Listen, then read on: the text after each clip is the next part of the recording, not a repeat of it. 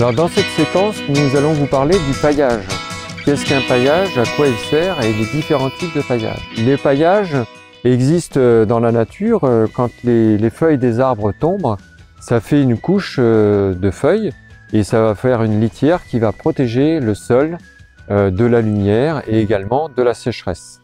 Alors quand on plante, on peut réaliser de façon artificielle un paillage aussi pour reconstituer les conditions de la nature.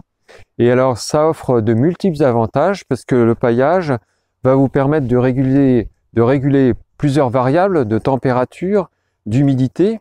Et quand vous plantez, il faut absolument vous poser la question, est-ce que je peux faire un paillage ou pas? Alors pourquoi? Parce que le paillage va vous permettre d'avoir des plantations mieux réussies.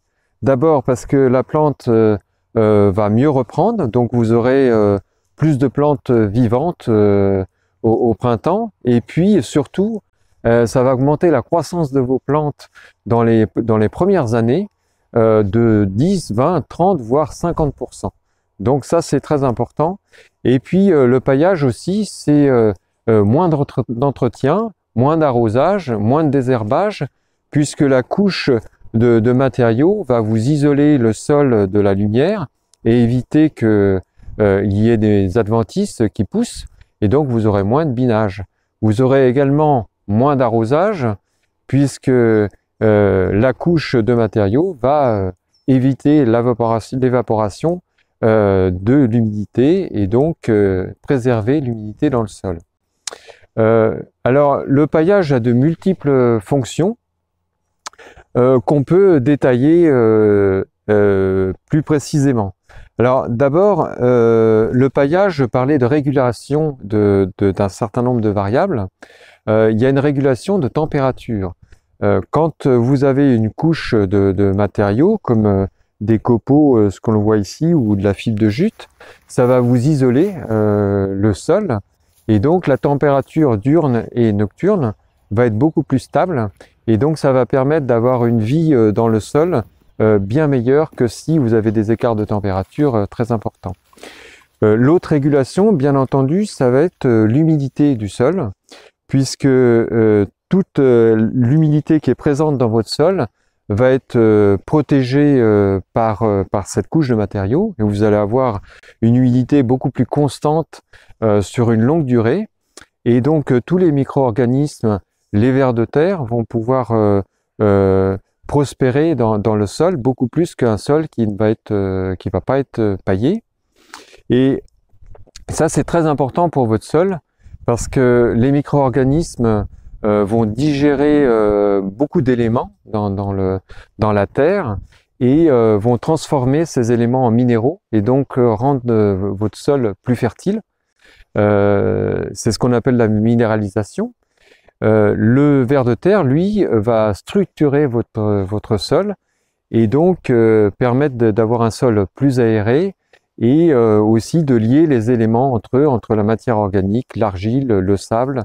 Et donc ça, c'est extrêmement important pour la fertilité de votre sol. Alors il existe de nombreux types de paillage, plastiques, biodégradables, artisanaux ou industriels. Il y a 10 ou 20 ans, on utilisait beaucoup de plastique, des toiles tissées ou des films plastiques. Alors c'est vrai qu'ils offrent l'avantage d'être beaucoup moins chers, d'être plus faciles à poser, d'être moins lourds.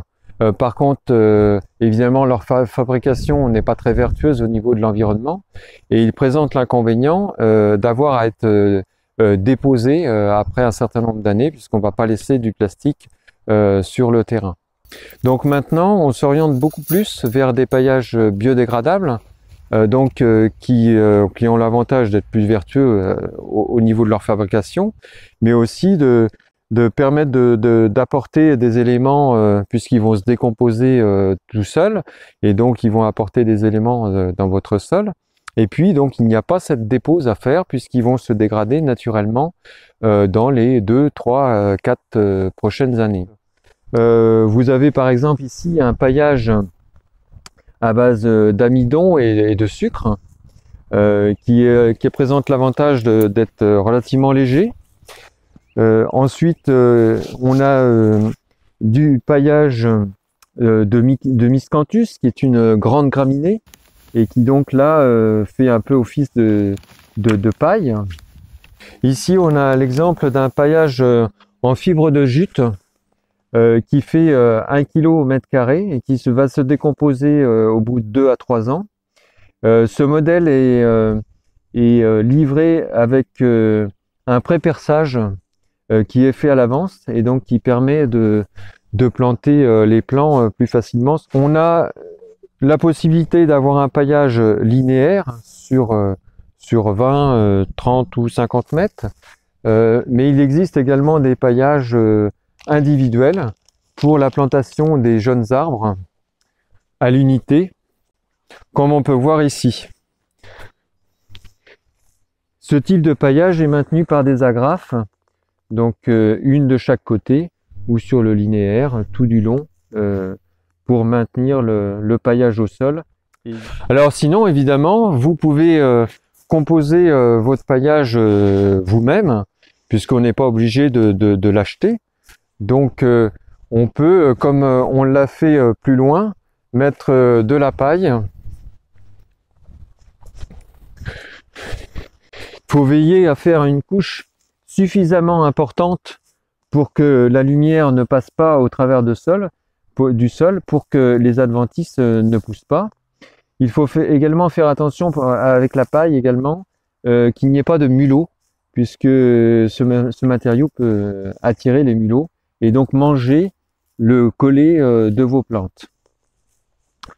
Un dernier type de paillage que l'on vous présente, ce sont des copeaux de bois, donc du broyat de bois que l'on peut compléter au fur et à mesure des années, apporter un petit peu de copeaux tous les ans pour maintenir le paillage actif sur la plantation.